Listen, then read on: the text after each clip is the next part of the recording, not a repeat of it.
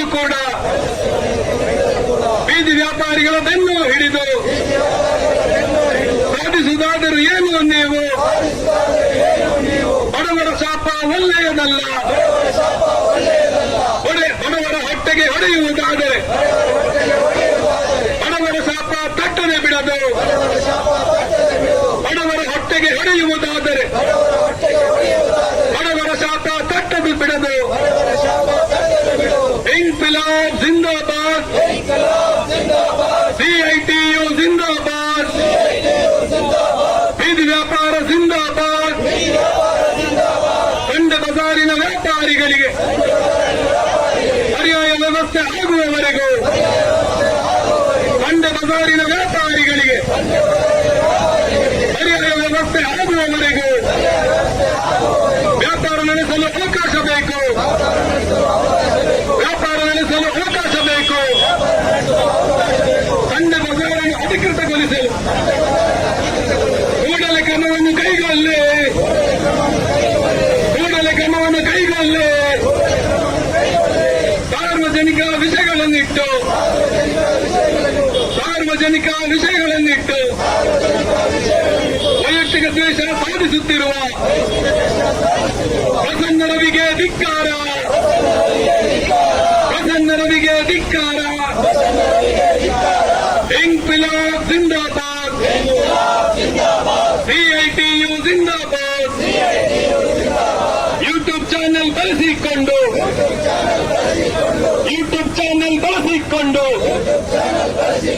ನಗರ ಪಾಲಿಕೆ ಅಧಿಕಾರಿಗಳನ್ನು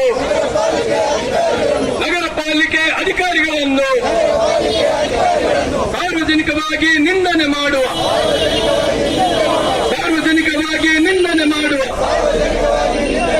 ಪ್ರಸನ್ನ ರವಿಗೆ ಧಿಕ್ಕಾರ. ಪ್ರಸನ್ನ ರವಿಗೆ ಧಿಕ್ಕಾರ. ಇನ್ಕ್ವಿಲಾಬ್ ಜಿಂದಾಬಾದ್, ಸಿಐಟಿಯು ಜಿಂದಾಬಾದ್. ಇನ್ಕ್ವಿಲಾಬ್ ಜಿಂದಾಬಾದ್. ಬೀದಿ ಬದಿ ವ್ಯಾಪಾರ ಜಿಂದಾಬಾದ್. ಪ್ರತಿಭಟನಾ ಪ್ರದರ್ಶನವನ್ನ ನಡೆಸ್ತಾ ಇದ್ದೀವಿ. ಈ ಸಂದರ್ಭದಲ್ಲಿ ಉಪಸ್ಥಿತಿರುವಂತಹ ಸಂಘದ ಗೌರವಾಧ್ಯಕ್ಷರಾಗಿರ್ತಕ್ಕಂಥ ಬಿಕೆ ಇಮ್ತಿಯಾಜ್ ಅವರೇ, ಸಿಐಟಿಯುನ ಜಿಲ್ಲಾ ಮುಖಂಡರಾಗಿರ್ತಕ್ಕಂಥ ಯೋಗೀಶ್ ಚಪ್ಪಿನಮಗರವರೇ, ಈ ಹೋರಾಟವನ್ನ ಬೆಂಬಲಿಸಿ ಬಂದಿರತಕ್ಕಂತಹ ಯುವಜನ ಸಂಘಟನೆ ಡಿವೈಎಫ್ಐನ ಜಿಲ್ಲಾ ನಾಯಕರಾಗಿರ್ತಕ್ಕಂಥ ಸಂತೋಷ್ ಬಜಾಲ್ ಅವರೇ, ಜಗದೀಶ್ ಅವರೇ, ಮನೋಜ್ ಉರೋಸ್ಟೋರ್ ಅವರೇ, ನಮ್ಮ ಸಂಘದ ಅಧ್ಯಕ್ಷರಾಗಿರ್ತಕ್ಕಂಥ ಮುಸಾಫರ್ ಅವರೇ, ಅದೇ ರೀತಿ ಕಾರ್ಯದರ್ಶಿ ಆಗಿರ್ತಕ್ಕಂಥ ಸಂತೋಷ್ ಆರ್ಎಸ್ ಅವರೇ, ಇತರ ಮುಖಂಡರೇ, ನನ್ನ ಪ್ರೀತಿಯ ಬೀದಿ ಬದಿ ವ್ಯಾಪಾರಸ್ಥ ಬಂಧುಗಳೇ, ನಾನು ಮೊದಲನೇದಾಗಿ ಇಲ್ಲಿರ್ತಕ್ಕಂಥ ಪೊಲೀಸ್ ಅಧಿಕಾರಿಗಳಲ್ಲಿ ಒಂದು ವಿನಂತಿಯನ್ನ ಮಾಡ್ತಾ ಇದ್ದೇವೆ. ನಾವು ಕೇವಲ ಕಾಟಾಚಾರಕ್ಕೆ ಇಲ್ಲಿ ಪ್ರತಿಭಟನೆ ಮಾಡ್ತಾ ಇಲ್ಲ.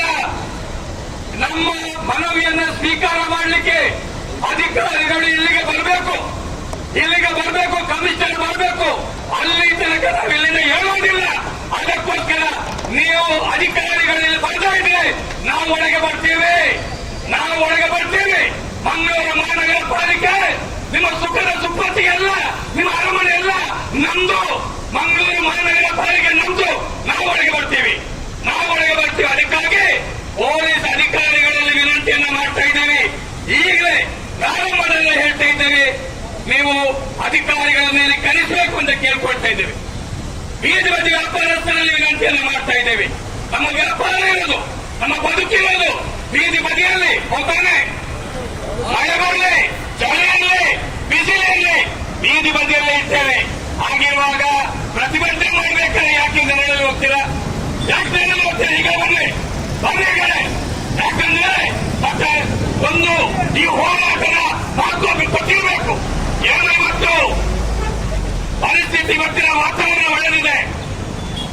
ಆದ್ದರಿಂದ ನಮ್ಮ ಕೊನೆಯವರು ಕೂಡ ಬೀದಿ ಬದಿ ವ್ಯಾಪಾರಸ್ಥರು ಈ ಒಂದು ಹೋರಾಟದಲ್ಲಿ ಭಾಗಿಯಾಗಬೇಕಂತ ತಮ್ಮಲ್ಲಿ ಕೇಳ್ಕೊಳ್ತಾ ಇದ್ದಾರೆ. ಬಂಧುಗಳೇ, ಸಂಗಾತಿಗಳೇ, ಇವತ್ತು ಬೀದಿ ಬದಿ ವ್ಯಾಪಾರ ಅಂತಕ್ಕಂಥದ್ದು ಕೇವಲ ಮಂಗಳೂರು, ನಮ್ಮ ಜಿಲ್ಲೆ, ರಾಜ್ಯ, ದೇಶದಲ್ಲಿ ಅಂತಲ್ಲ, ಜಾಗತಿಕ ಮಟ್ಟದಲ್ಲಿದೆ. ಬೀದಿ ಬದಿ ವ್ಯಾಪಾರ ಅನ್ನುವಂಥದ್ದು ನಾಗರಿಕ ಸಮಾಜದ ಒಂದು ಭಾಗ ಅದು. ಅದನ್ನು ಇವತ್ತಿವರು ಏನು ಹೇಳ್ತಾ ಇದ್ದಾರೆ, ಬೀದಿ ಬದಿ ವ್ಯಾಪಾರ ಅನ್ನೋದು ಅಕ್ರಮ. ಯಾರು ಹೇಳಿದ್ರೆ ಅಕ್ರಮ ಅಂತ ಹೇಳಿ ಕಂಡಿಟ್ಟು ನೋಡಿ. ಜಗತ್ತಿನಾದ್ಯಂತ ಹೋಗಿ ಎಲ್ಲ ನಗರ ಪ್ರದೇಶಗಳಲ್ಲಿ ಬೀದಿ ಬದಿ ವ್ಯಾಪಾರ ಇದೆ. ಅದು ನಗರದ ಸೌಂದರ್ಯ ಅಂತ ನಾವು ಹೇಳ್ತೇವೆ.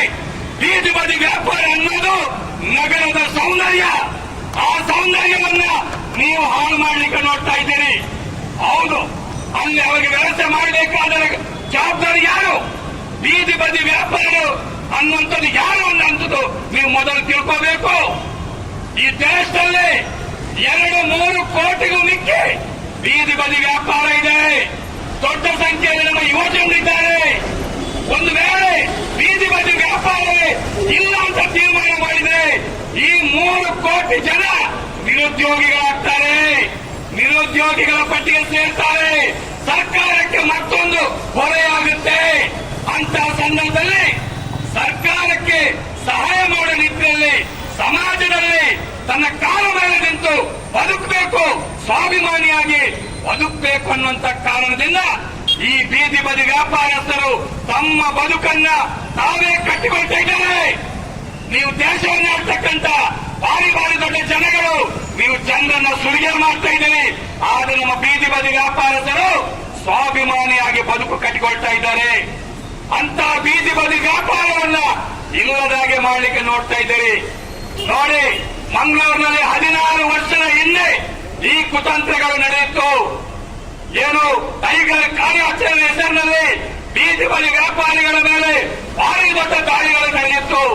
ಅಲ್ಲಿಂದ ಇಲ್ಲಿವರೆಗೂ ಕೂಡ ಬೀದಿ ಬದಿ ವ್ಯಾಪಾರಿಗಳ ಮೇಲೆ ನಡೆಯತಕ್ಕಂಥ ದೌರ್ಜನ್ಯ ದಬ್ಬಾಳಿಕೆಗಳನ್ನ ಮೆಟ್ಟಿ ನಿಂತು ಬೀದಿ ಬದಿ ವ್ಯಾಪಾರಸ್ಥರು ಒಂದೇ ತಾಯಿಯ ಮಕ್ಕಳಾಗಿ ಒಗ್ಗಟ್ಟಿನಿಂದ ಈ ಮಂಗಳೂರಿನ ಮಣ್ಣಿನಲ್ಲಿ ಸಂಘಟನೆ ಹೋರಾಟ ಮಾಡಿಕೊಂಡು ತಮ್ಮ ಬದುಕನ್ನು ರೂಪಿಸ್ತಾ ಇದ್ದಾರೆ. ನೀವೇನು ಮಾಡಿದ್ರಿ? ಏನೇನು ತೊಂದರೆಗಳನ್ನು ಕೊಟ್ಟಿದ್ದೀರಿ? ಏನೇನು ಅಪಪ್ರಚಾರಗಳನ್ನು ಮಾಡಿದಿರಿ? ಆ ಎಲ್ಲ ಅಪಪ್ರಚಾರಗಳಿಗೆ ನಾವು ಉತ್ತರವನ್ನು ಕೊಟ್ಟಿದ್ದೀವಿ. ಜನರಿಗೆ ಗೊತ್ತಾಗಿದೆ ಸತ್ಯಾಂಶ ಏನು ಅಂತ ಹೇಳಿ. ಪೊಲೀಸ್ ಇಲಾಖೆ ಗೊತ್ತಿದೆ, ಮಾಧ್ಯಮದವರಿಗೆ ಕೂಡ ಗೊತ್ತಿದೆ, ಎಲ್ಲರಿಗೂ ಗೊತ್ತಿದೆ ವಾಸ್ತವಾಂಶಗಳು ಏನು ಎನ್ನುವಂಥದ್ದು. ಆದರೆ ಇವತ್ತು ಪ್ರಜ್ಞಾಪೂರ್ವಕವಾಗಿ ಬೀದಿ ಬದಿ ವ್ಯಾಪಾರಸ್ಥರ ಮೇಲೆ ದಾಳಿಗಳನ್ನು ನಡೆಸ್ತಾ ಇದ್ದಾರೆ. ಇವತ್ತು ಏನ್ ಹೇಳ್ತಾ ಇದ್ದಾರೆ? ಆದಿತ್ಯವಾರ ಇರ್ತಕ್ಕಂಥ ಸಂಡೆ ಬಜಾರ್ ಅದರ ಮೇಲೆ ಕಣ್ಣಿಟ್ಟಿದ್ದಾರೆ. ನಾನು ಆಗಲೇ ಒಂದು ಮಾತು ಹೇಳಿದ್ದೇನೆ, ಬೀದಿ ಬದಿ ವ್ಯಾಪಾರ ಅನ್ನೋದು ಸೌಂದರ್ಯ. ನೀವು ಮಂಗಳೂರನ್ನು ನೋಡಿ, ಸುರತ್ಕಲ್ನಲ್ಲಿ ಒಂದು ಸಂತೆ ಇದೆ, ಶಿಖರಗಟ್ಟೆಗೆ ಹೋಗಿ ಶನಿವಾರ ಸಂತೆ ಇದೆ. ತಾಕತ್ತಿದೆ ಅದನ್ನು ತೆಗೆಸಿ ನೋಡೋಣ. ಇವತ್ತು ಬಡಪಾಯಿಗಳು ನಗರದ ಹೃದಯ ಭಾಗದಲ್ಲಿ ಕೂತಿದ್ದಾರಲ್ಲ, ವ್ಯಾಪಾರ ಮಾಡ್ತಾ ಇದ್ದಾರಲ್ಲ, ಸಂಡೆ ಬಜಾರ್ ಹೆಸರಿನಲ್ಲಿ. ಯಾವಾಗ ಪ್ರಾರಂಭ ಆಗಿದೆ ಗೊತ್ತೇ ಇವರಿಗೆ? 40 ವರ್ಷಕ್ಕಿಂತಲೂ ಮಿಕ್ಕಿ ಅದಕ್ಕಿಂತಲೂ ಹಿಂದಿನಿಂದ ಪ್ರಾರಂಭ ಆಗಿದೆ ಸಂಡೆ ಬಜಾರ್. ಮಂಗಳೂರಿನ ಹೃದಯ ಭಾಗದಲ್ಲಿ ಆದಿತ್ಯವಾರ ಒಂದು ಸಂಡೆ ಬಜಾರ್ ಹೆಸರಿನಲ್ಲಿ ಭಾರಿ ಒಂದು ರೀತಿಯ ವ್ಯಾಪಾರ ನಡೆಯತಕ್ಕಂಥದ್ದು ಇವತ್ತು ನಿನ್ನೆದಲ್ಲ, 40 ವರ್ಷದಿಂದ ನಡ್ಕೊಂಡು ಬಂದಿದೆ. ಯಾತಕ್ಕಾಗಿ ಈಗ ಪಿತೂರಿ? ಯಾಕಂತ ಹೇಳಿದ್ರೆ ಸಂಡೆ ಬಜಾರನ್ನ ಮೊದಲು ತೆಗೆಸಿಬಿಟ್ರೆ ಮತ್ತೆ ಬರ್ತಾ ಇರುವಂತದ್ದು ನಗರದ ಏನು ರಸ್ತೆ ಪಕ್ಕದಲ್ಲಿ ಅಕ್ಕಪಕ್ಕದಲ್ಲಿ ಇರ್ತಕ್ಕಂಥವರನ್ನ ಎಲ್ಲರನ್ನ ನಾಶ ಮಾಡಿಕೊಟ್ರು.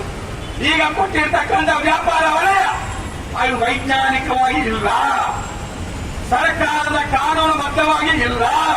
ಗೊತ್ತಿರಲಿ ಅಂತ ಸಂದರ್ಭದಲ್ಲಿ ಹೇಗೆ ಬೀದಿ ಬದಿ ವ್ಯಾಪಾರಿಗಳು ಹೊರಗಡೆ ಕೂಡಬೇಕು? ಹೇಗೆ ಕೂಡಬೇಕು? ನೀವೊಂದು ನಿಮ್ಮ ಖುಷಿ ಪ್ರಕಾರ ಮಾಡಿದ ತಕ್ಷಣ ಬೀದಿ ಬದಿ ವ್ಯಾಪಾರಿಗಳು ಒಳಗೆ ಕೂತ್ಕೊಳ್ಳಿಕ್ಕೇನು? ನಮಗೂ ಕಾನೂನು ಗೊತ್ತಿದೆ, ನ್ಯಾಯ ಏನಂತ ಗೊತ್ತಿದೆ, ನಮ್ಮ ಹಕ್ಕುಗಳೇನಂತ ಗೊತ್ತಿದೆ. ಬನ್ನಿ ಮುಖಾಮುಖಿ ನಾವು ಹೇಳ್ತೀವಿ. ಅಂತ ಸಂದರ್ಭದಲ್ಲಿ ಬೀದಿ ಬದಿ ವ್ಯಾಪಾರಸ್ಥರ ಬದುಕನ್ನ ನಾಶ ಮಾಡಲಿಕ್ಕೆ ಅಂತೂ ನಾವು ಖಂಡಿತ ಬಿಡೋದಿಲ್ಲ. ಅದನ್ನು ಎದುರಿಸಿ ನಿಂತವರು ನೀವು ಬಡಪಾಯಿಗಳ ಮೇಲೆ ಇಷ್ಟೊಂದು ಗೊಂಬೆ ಕೂರಿಸ್ತಿದ್ದೀರಲ್ಲ, ತಾಕತ್ತಿದ್ರೆ ನಿಮಗೆ ತಾಕತ್ತಂತ ಇದೆ. ಮಂಗಳೂರು ನಗರದ ಒಳಗಡೆ ಬಿಲ್ಡರ್ ಮಾಫಿಯಾ ಇದೆ, ಭೂ ಮಾಫಿಯಾ ಇದೆ, ಮತ್ತೆ ಮರಳು ಮಾಫಿಯಾ, ಇನ್ನಿತರ ಬೇಡದ ಕೆಲಸಗಳು, ಅನಿಷ್ಟಗಳು, ಒಂದಷ್ಟು ಮಾಫಿಯಾಗಳು ರಾಜಾರೋಷವಾಗಿ ನಡೀತಾ ಇದೆಯಲ್ಲ, ತಾಕತ್ತಿದೆ ಅದರ ವಿರುದ್ಧ ಮಾತಾಡಿ ತಾಕತ್ತಿಲ್ಲ. ಯಾಕೆಂದ್ರೆ ಅವರ ಎಂಗೆಲ್ ಜಾತಿಗೆ ಕೈಯೊಡ್ಡೆಯವರು ನೀವುಗಳು. ಆದರೆ ಬಡಪಾಯಿ ಬೀದಿ ಬದಿ ವ್ಯಾಪಾರಸ್ಥರ ಮೇಲೆ ಬಾರಿ ಕಾನೂನು ಸಮರ, ಬಾರಿ ದಾಳಿಗಳನ್ನು ಮಾಡ್ತೀರಿ. ನೀವು ಅಧಿಕಾರಿಗಳನ್ನ ಕರೆತೀರಿ. ಏನು ನೋಡಿ, ಇಲ್ಲೊಂದು ನಾಟಕಗಳು ಯಾರೋ ಕಾಂಗಿ ಪೀಂಗಿಗಳು ಅಧಿಕಾರಿಗಳಿಗೆ ಫೋನ್ ಮಾಡಿದಾಗ ಓಡೋಡಿಕೊಂಡು ಬರ್ತಾರಲ್ಲ, ಇವರೇನು ಕಾರ್ಪೊರೇಟ್, ಇವರೇನು ಅಧಿಕಾರಿಯ? ಈ ಪ್ರತಿಭಟನೆ ವಾರ್ಡ್ಗಳಿಗೆ ಒಂದೇ ಸೂರಿನಲ್ಲಿ ವ್ಯಾಪಾರ ಕೊಟ್ಟಿದ್ದಾರೆ. ಯಾಕಂತ ಹೇಳಿದ್ರೆ ಇಲ್ಲಿರ್ತಕ್ಕಂಥ ಸಮಸ್ಯೆ ಅಂದ್ರೆ ಇವತ್ತು ಕಂಟೋನ್ಮೆಂಟ್ ನ ಒಳಗೆ ಬೀದಿ ವ್ಯಾಪಾರ ವಲಯದಲ್ಲಿ ವ್ಯಾಪಾರ ಮಾಡಬೇಕಾದ್ರೆ ಹೊರಗಡೆ ಸೆಂಟ್ರಲ್ ಮಾರ್ಕೆಟ್ ಘಾಟ್ ಹೊರಗಡೆ ಅಂದ್ರೆ ಇದೇ ವ್ಯಾಪಾರ ವಲಯದ ಹೊರಗಡೆ ರಸ್ತೆಯಲ್ಲಿ ವ್ಯಾಪಾರ ಆಗ್ತದೆ. ಯಾರು ಕೂಡ ಗ್ರಾಹಕರ ಒಳಗೆ ಹೋಗುವುದಿಲ್ಲ. ಬೀದಿ ವ್ಯಾಪಾರ ಅಂದ್ರೆ ಕಣ್ಣಿಗೆ ಕಾಣುವಂತದ್ದು, ಕೈಗೆ ಸಿಗುವಂತ ವಸ್ತುಗಳನ್ನು ತೆಗೆದು ವ್ಯಾಪಾರ ಆಗ್ತಕ್ಕಂಥದ್ದಕ್ಕೆ ಬೀದಿ ವ್ಯಾಪಾರ ಅಂತ ಹೇಳುವಂತದ್ದು. ಇವತ್ತೇನು ಅಲ್ಲಿರ್ತಕ್ಕಂಥ ಗೂಡಂಗಡಿದಾರರನ್ನ ಎಬ್ಬಿಸ್ತಕ್ಕಂಥ ಪ್ರಯತ್ನವನ್ನ ಮಾಡಿ ಅಲ್ಲಿರ್ತಕ್ಕಂಥ ಸ್ಟೇಟ್ ಬ್ಯಾಂಕು ಅಥವಾ ಕಂಟೋನ್ಮೆಂಟ್ ರಾಜ್ಯ ಬೀದಿ ವ್ಯಾಪಾರಿಗಳನ್ನ ಎಬ್ಬಿಸ್ತಕ್ಕಂಥ ಪ್ರಯತ್ನವನ್ನು ಮಾಡಿ ನೀವು ಸಂಡೆ ಬಜಾರಿನ ಬೀದಿ ವ್ಯಾಪಾರಿಗಳನ್ನ ಮೇಲೆ ಕೈ ಮಾಡಲಿಕ್ಕೆ ನೀವು ಹೋಗಿದ್ದೀರಿ. ಇವತ್ತು ಬೀದಿ ವ್ಯಾಪಾರಸ್ಥರಂದ್ರೆ ಇವತ್ತು ಸಂಡೆ ಬಜಾರ್ ಎನ್ನುವಂತದ್ದು ಮಂಗಳೂರಿನಲ್ಲಿ ಮಹಾನಗರ ಪಾಲಿಕೆ ಬರುವುದಕ್ಕಿಂತ ಹಿಂದೆ ಮಂಗಳೂರಿನಲ್ಲಿ ಪುರಸಭೆ ಇತ್ತು. ಪುರಸಭೆ ಇದ್ದಂತಹ ಸಂದರ್ಭದಲ್ಲಿ ಈ ಒಂದು ಸಂಡೆ ಬಜಾರ್ ಹಂಪನಕಟ್ಟೆಯ ಸರ್ಕಲ್ ನಲ್ಲಿ ಬಳಿಯಿತ್ತು. ಅದು ಸರ್ಕಲ್ ಅಲ್ಲಿ ಸಿಗ್ನಲ್ ಆಗಿ ಪರಿವರ್ತನೆ ಆದ ನಂತರ ಟೌನ್ ಹಾಲ್ ಬಳಿ ಅನೇಕ ವರ್ಷಗಳಿಂದ ಅಲ್ಲಿ ಸಂಡೆ ಬಜಾರ್ ವ್ಯಾಪಾರ ನಡೀತಾ ಇದೆ. ಬಂಧುಗಳೇ, ಇವತ್ತವರು ಒಂದು ದಿನದವರ ದುಡಿಮೆ, ಕೇವಲ ಒಂದೇ ಒಂದು ದಿನದ ದುಡಿಮೆಯಲ್ಲಿ ಅವರ ಇಡೀ ಕುಟುಂಬದ ಖರ್ಚು ವೆಚ್ಚಗಳನ್ನ ಅವರು ಭರಿಸಬೇಕು.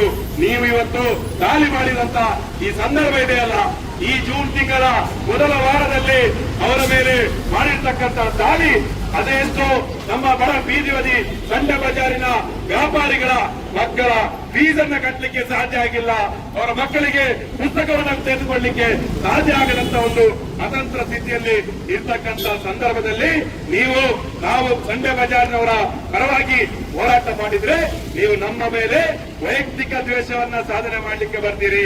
ನಾವು ಬೀದಿ ಬದಿ ವ್ಯಾಪಾರಿಗಳ ಪರವಾಗಿ ಹೋರಾಟ ಮಾಡುವಂತ ರೀತಿಯಲ್ಲಿ ನಡೀತಕ್ಕಂಥ ನಿಮ್ಮ ಪ್ರಯತ್ನ ಖಂಡಿತವಾಗಿಯೂ ಸಾಧ್ಯ ಆಗುವುದಿಲ್ಲ.